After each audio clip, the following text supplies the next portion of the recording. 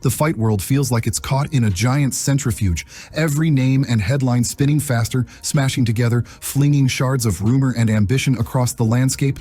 And if you slow it down for even a heartbeat, you can see the wild chain reaction that connects a handful of rainbow-colored M&Ms all the way to Jon Jones trolling the entire heavyweight division.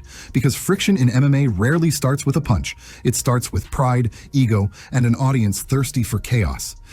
Garry proved that when he leaned on a ChatGPT fun fact that Dela Matalina secretly loves those candy shell chocolates.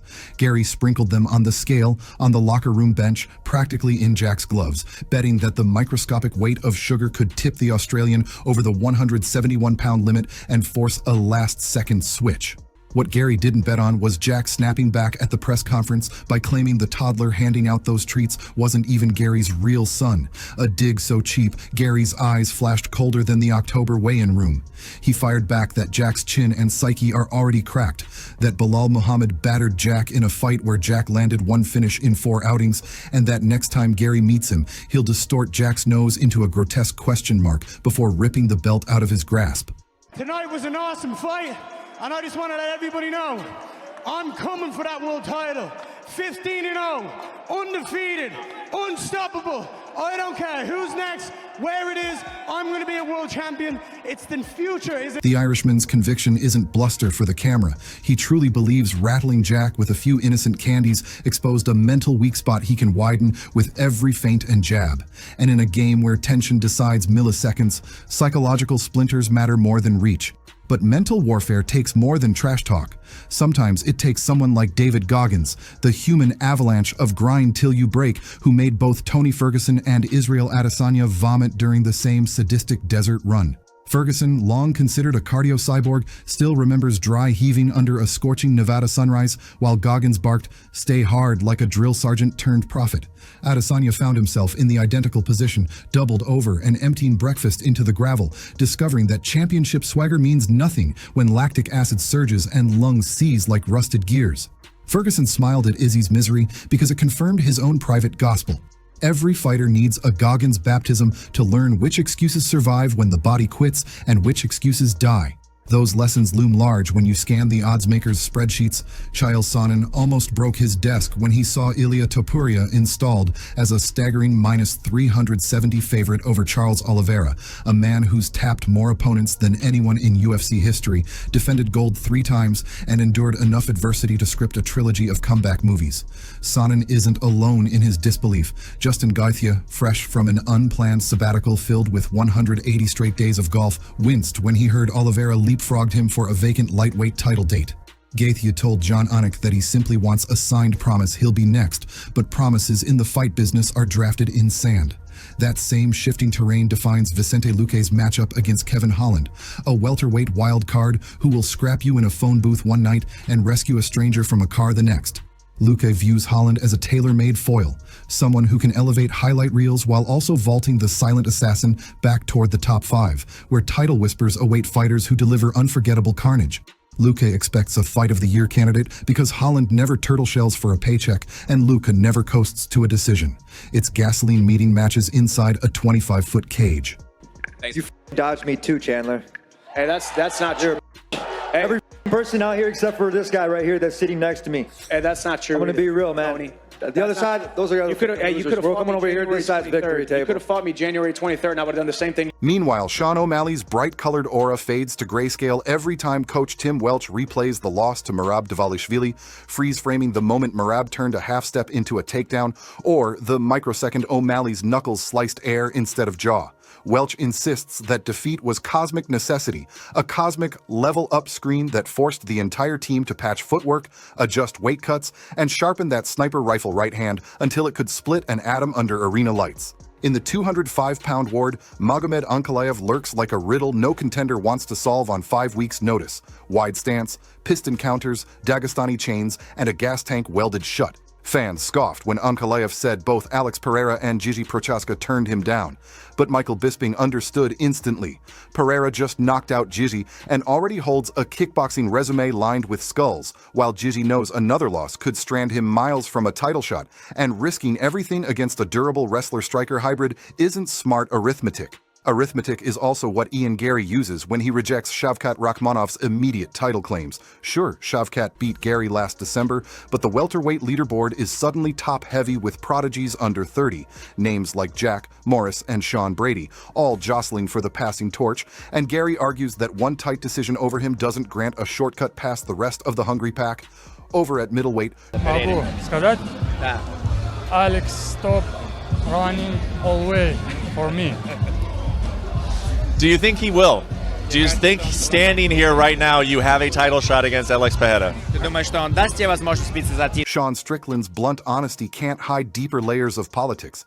He desperately wanted Rainier de Ridder before RDR got matched with Robert Whittaker, and Strickland flatly turned down Caio Baralho because both men are friends who share texts and inside jokes outside the cage. Beating up a buddy for ranking crumbs feels hollow. Yet Strickland still predicts Dricus du Plessis will break Khamzat Chimaev if, and this is the giant if, Dricus can sprawl fast enough to keep the fight vertical, where his heavy right can erase any man's night in a flash. That perfect storm atmosphere sets the stage for Jon Jones's latest act of social sorcery. A leaked FaceTime clip has him telling an old friend he's done, the retirement bomb that detonated across timelines, but hours later Jones reposted the same footage to Instagram with a meme mocking Tom Aspinall and a sassy crymore aimed at anyone lamenting a wasted interim champ. Jones compares his own absence to an alpha canine lounging, while lesser pups scrap for scraps. He'll return when he feels refreshed, and only then. Aspinall refuses to accept that narrative. He looks at Alex Pereira's rapid climb from kickboxing icon to double-divisional UFC champion, and pictures the Brazilian stalking up to heavyweight for legacy greatness, only to taste Aspinall's piston jab, followed by the kind of shotgun right that ends highlight compilations. The Englishman genuinely believes his foot speed, angle changes, and freaky leverage make him the unsolvable Sudoku for lanky strikers who get away with mistakes against slower big men. And swirling through all these subplots are micro-stories that twist the bigger picture. I think I got to about 14, 15, and we started like training at a few different MMA gyms. And I started realizing like people are actually not going into work. Like this is the job. This is what they're doing to get money and not actually going to a building site like where I'm from. The rapid ascent of Ilia Topuria fuels debate over whether pure swagger can intimidate a veteran like Oliveira. Gaithia's golf course zen might translate into the calmest killer we've ever seen once he gets the next he wants. Luque's gamble against Holland could either catapult him back into killzone orbit or plant him permanently in gatekeeper purgatory. O'Malley's vow to snipe Merab in the rematch could flip bantamweight politics on its head. Ankalaev waiting in the wings could force Pereira to either face the boogeyman or jump divisions. Rakhmonov might bulldoze another top contender just to silence Garry's critique. Strickland's delicate friendship code proves matchups are often broken on personal bonds, not rankings. Jones's mind games keep Aspinall, Sergey Pavlovich, and Curtis Blades living on the edge of uncertainty, and Aspinall's wide-eyed certainty that he can knock out anyone from 185 to heavyweight sparks daydreams of super fight crossovers that would shatter pay-per-view records. All of it traces back to one universal truth. In MMA, attention is currency. The audience doesn't just buy tickets to watch fists fly. They invest in whether an M&M prank can derail a weight cut, whether a puke-stained workout signals a champion's hidden growth, whether a lopsided betting line exposes the bookmakers as prophets or fools, whether a golfer in flip-flops can morph back into a human car crash, whether a silent assassin can slice open the rankings, whether a one-punch sniper can ghost an iron-lunged grappler, whether a politely declined fight hides fear or strategy, whether a troll emoji from a legendary heavyweight means he's gone or just lurking, and whether the fresh-crowned interim king will get his coronation or merely a pat on the head. Every thread tangles with every other. Jack's dig at Garry's son might trigger a rivalry trilogy that defines the next welterweight era. Adesanya's Goggins ordeal could reveal a new gas tank that unlocks late-fight ferocity. Sonen's outrage at the bookmakers might rally public money and swing the line, shifting locker room psychology. Gaithia's demand for a guarantee could force the UFC to issue a promissory main event slot to retain his loyalty. Luque's firefight could elevate Holland's star if Trailblazer shocks the odds, or propel Luque into a title eliminator with Rakhmonov. O'Malley's revenge obsession might convince Merab to trade hands longer than usual, playing directly into the rainbow-haired sniper's trigger zone. Ankalaev's looming threat could corner champions into riskier stylistic choices just to avoid him. Strickland's predictions shape fan betting habits and marketing narratives. Jones's social media jabs keep ESPN roundtables lit even when his gloves remain unworn. Aspinall's call-out of Pereira plants the seeds for an eventual champion versus champion spectacle that sells itself. Jon Jones wants 6 months. He wants 6 months to prepare for Aspinall. He wants 6 months. He can have them. How would I control it? How would anybody control it? Jon has the undisputed. In a single calendar quarter, the sport has produced more talking points than some seasons deliver in a year, and each of those talking points could cascade into 3 more news cycles if even one detail shifts. Imagine if Jack's candy weight prank actually worked and forced the UFC to install Garry on fight night. Does Garry snatch the belt and start an Ireland versus Australia storyline that sells stadium shows?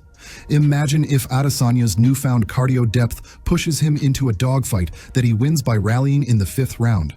Does the Stylebender 2.0 bring back the aura that dimmed after losses to Pereira and Strickland?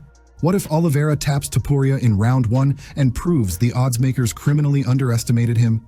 Does that spark an immediate rematch or funnel him straight into Gaethia's path again?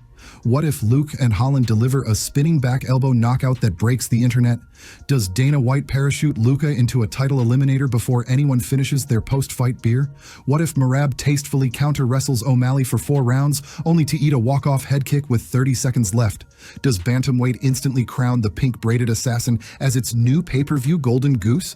What if Pereira, tired of 205-pound weight cuts, bites on Aspinall's bait, consumes 4,000 calories daily, and shows up at 245 with dynamite in his left hook? Does the heavyweight status quo dissolve in a single main event? Possibility is oxygen for this entire ecosystem, and possibility thrives on extreme detail. The nutritionist ordering low-sodium meals, the coach adjusting stance width by an inch, the matchmaker reverifying a medical suspension, the fighter scrolling through memes and choosing to respond with a single word that steers headlines for 72 hours. That's why the candy prank matters. That's why a golf vacation matters. That's why a minus 370 betting line matters. That's why a FaceTime joke matters.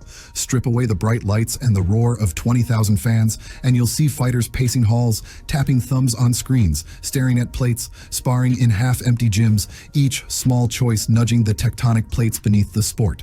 And when those plates finally slip, an entire schedule reshuffles. Belts migrate, rivals collide, legends retire, rookies break through, memes become motivation, and pranks become personal vendettas. The cage itself won't remember who sprinkled M&Ms or who retched in the desert. It will only remember who walks in, believing every invisible inch of preparation guarantees the visible mile of domination. But the audience will remember, because those invisible inches are the connective tissue that keeps fans refreshing feeds at 2 a.m., just to catch another hint of drama, another whisper of beef, another spark that will ignite when the referee says fight. If I'm being completely honest, I feel like Tom's been such an asshole that I don't want to do business with him. You know, it's just like his fans have been so annoying. And obviously you don't get this far in a career being affected by fans or whatnot. But he's just... So as the centrifuge speeds up, as colors blur and rumors overlap and egos clash, keep your eyes on the smallest moving pieces, because the next title shot, the next upset, the next viral knockout might hinge on something as ridiculous as a dime-sized candy, a puked breakfast, a lopsided betting slip, or a champion's sarcastic 2-word reply.